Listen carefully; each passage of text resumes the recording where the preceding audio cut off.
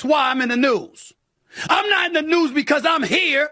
I'm in the news because the Democratic Party is here.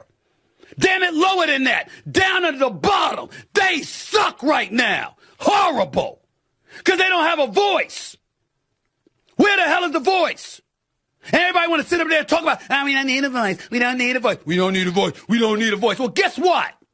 Somebody got to send the message. Okay, I am a big Stephen A. Smith fan. I remember I saw him some years ago on TV.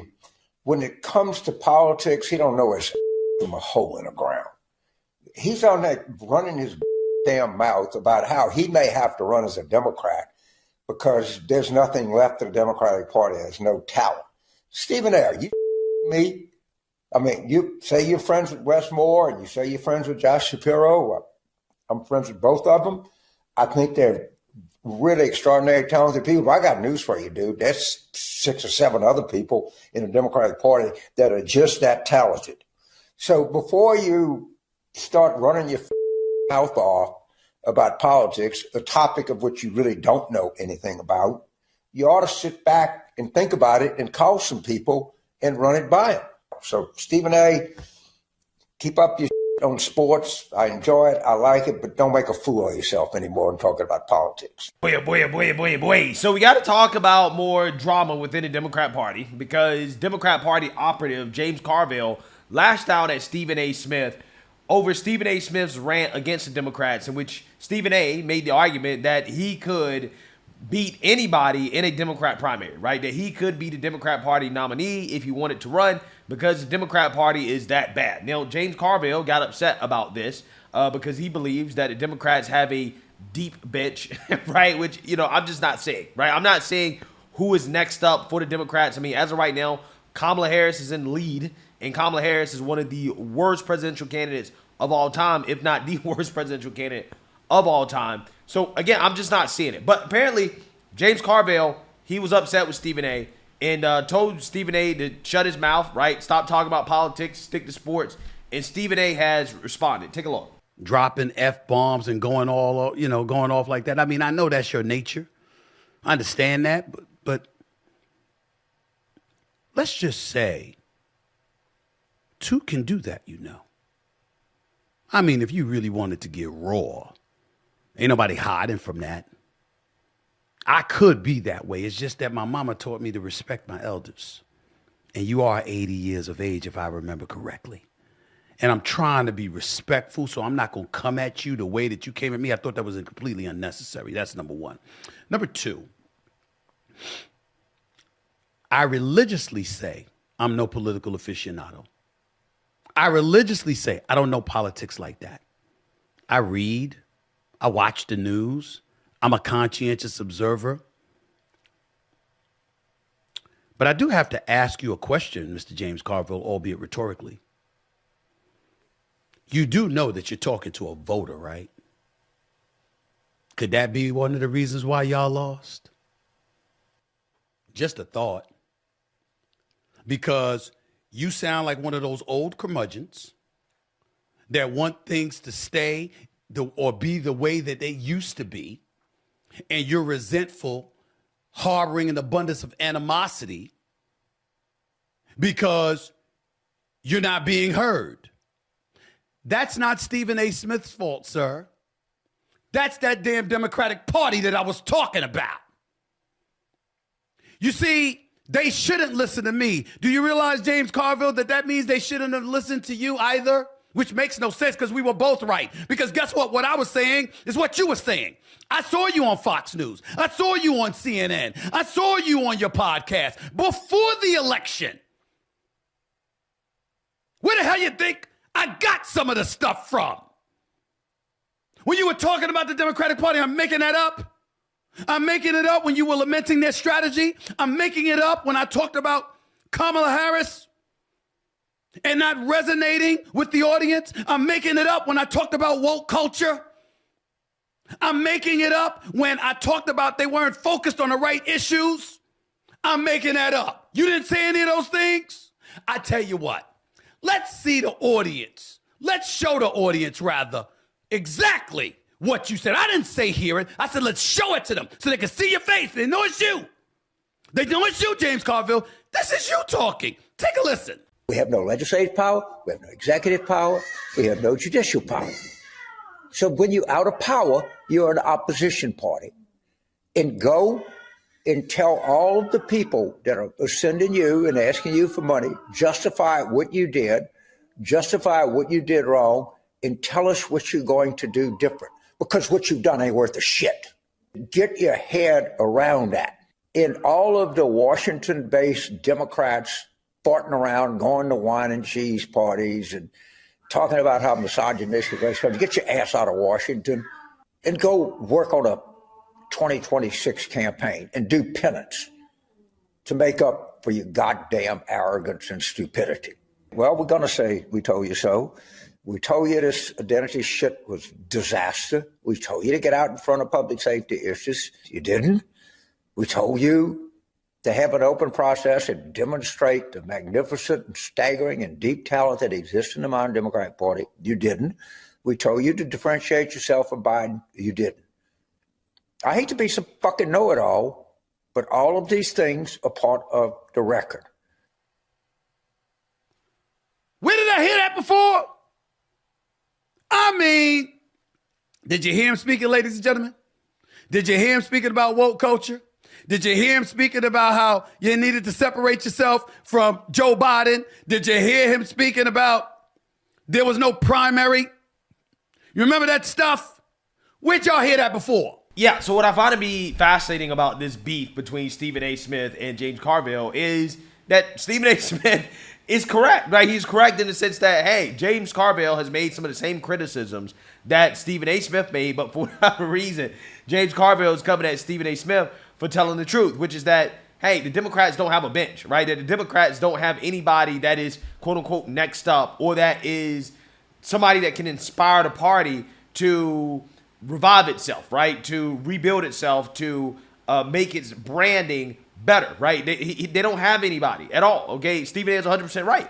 If he ran in a Democrat primary, he might be able to win. I don't know, okay? Because I will say one thing about Stephen A. is that he's not afraid to say something that James Carville is afraid to say, which is that biological boys should not be competing against girls in sports. Sean Hannity, he'll sit there and tell you I'm a conservative, right? Because of some of the views that I have. Yeah. And he'll get on there. He's the only guy that you could do an interview with on your show, and he talks more than you. I mean, he's unbelievable. I mean, he doesn't give you a chance to finish a question. He's crazy, right? But I love him. Yeah. But here's the deal. When he says it's the economy, stupid, he's right. When he says national security should be a priority, he's right. When he says our borders should not be open, he's right. He's right. So I pride myself in being a fiscal conservative and a social liberal. Yeah. Live and let live. I don't care what you're doing. LGBTQ community, I support all of their rights. But don't tell me that that includes you transitioning from a man to a woman and going up and playing in women's sports, like boxing in the Olympics, where this girl gets her face beat in and she quits and she says, I've never been hit that hard in my life. And you're telling me that testosterone levels or whatever it is didn't measure up to, and then people are going off on Megyn Kelly. And I'm like, Megyn Kelly's not wrong. She's actually taking the feminist position. She's actually taking a feminist position. But here's where you can push back on the liberals. The Republican Party supports Vladimir Putin. I think the Republican Party is weak when it comes to communist China. So there are a lot of issues of which I have profound and deep disagreements with the Republican Party on. I must tell you that in all honesty. And there are many things that the Democrats want to do that I really believe in. Okay, well, you didn't answer. I don't know any Democrat ran for whether women or men playing sports. I know of no Democrat out there advocating that ran on high school sports. Well, I haven't, and I don't know of them. And if they do, I hear a lot of Democrats. I'll let the high school athlete. I hear a lot of Democrats standing up for illegal immigrants. And they don't want to deport them. They want to have sanctuary states and cities. I hear a lot of Democrats like Kamala saying she's against fracking and drilling until she's running for election. I see a lot of Democrats, do support men their rights to play women's sports. And you're not addressing those key issues that are. I don't. It's the key issue what the high school athletic association decides who's eligible to play what sport is the key issue. We're going to continue to help people with health care, with Medicaid and Medicare, or the key issues that we're going to secure people's retirement security. The key issue is in this century, under Democratic presidents, 50 million jobs have been created and 1 million jobs under Republicans. I think most Democrats that I know want to create jobs, create opportunity for people, and create opportunity for young people. I don't know of anybody that's sitting there worrying about who plays in the high school track meet. I really don't. Well, okay. Well, maybe you're not listening to the same Democrats I am. That's fine. All right, now on the side of our screen, Anyway, I don't know, James. I think you need a new playbook. I really do. Yeah, but I still love you. I'm not too worried about the high school track meet, but I am worried about people having affordable health care. That's the difference between our two parties. If it was your daughter about the high school track meet, I'll worry. If your daughter was playing, you might be. Health care. Okay, we'll agree to disagree. We'll get rid of Obamacare. All right, man. That would be a good start. All right, James. Right, good to see you. God bless you. You had a chance. Do it again. You got the majority. Thank you, man. Appreciate it. You bet. All right, brother. Appreciate it. Yeah, so what you guys just saw there, I think is a great example of exactly what is the problem with the Democrat Party and their consultants, their strategists, their operatives, is that James Carville talks a good game, right? Where it kind of sounds like he has some common sense, but when it comes to the actual execution of coming out and saying that, no, we are not for biological boys competing against biological girls in sports, he can't do it, right? He can't do it, right? He says, well, we didn't run on that. We didn't run on that. And it's like, no, you did run on that, right? Democrats do this weird thing where they pretend as if they don't support something because they didn't, quote unquote, run on it, right? Because trans athletes wasn't a big issue for Kamala Harris. They pretend as if, oh, well, that can't be part of the reason why we lost. And it's like, well, when you look at what's happening at the local level, at the state level, you have these transgender athletes that are participating in girls' sports and they're dominating these girls, and Republicans are moving to stop this from happening, and then Democrats oppose it. That shows that Democrats are for that, right? This is what you are for. So it doesn't matter whether or not you, quote unquote, run on it. The fact that you're for it is bad enough, right? That is enough to make the American people say, okay, the Democrats are too far left on this issue. This is a big issue. It's not a small issue, because it's an issue that's going to continue to grow. And you might as well fix the problem, fix the issue before the issue gets out of control. So James Carville had an opportunity to do what he had been advocating for Democrats to do, which is to abandon the wokeness. And the only way they're going to abandon the wokeness is that you have to come out here and to denounce the woke agenda, right? You can't put your hands up and say, well, I just don't think that's that big of a deal. I don't think we should be focusing on such a tiny population of people. We just shouldn't be doing that. That's not going to cut it. That's not going to cut it. It's not going to cut it. Democrats really believe that the American people are stupid. They really do.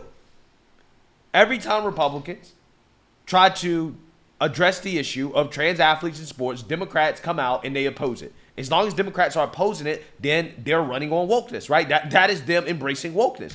That's them saying, hey, we support something that the American people don't agree with. That's what the so-called strategists don't understand. That's what they don't understand. And that's why Stephen A. is right in this situation when he comes out and he says he could probably beat any Democrat candidate, is because, quite literally, there are no Democrat candidates that I can think of off the top of my head that would come out and unequivocally say that, hey, biological boys shouldn't compete against biological girls in sports, except Stephen A. Smith. Except Stephen A. I can't think of any other Democrat that would come out and say that with a straight face. They wouldn't do it. That in and of itself does lend credibility to this claim that, hey, maybe Stephen A. could beat any Democrat in a primary. And again, I'm not even a big Stephen A. Smith fan when it comes to politics or sports commentary, to be honest with you. But I'm just saying that in this situation, the point that he's making is valid because of what you just saw there from James Carville. Democrats and their refusal to just come out and just to state unequivocally, we don't agree with the far left agenda, but they can't do that. The reason why they can't do that is because they're in bed with the far left woke agenda and they don't want to lose those votes, right?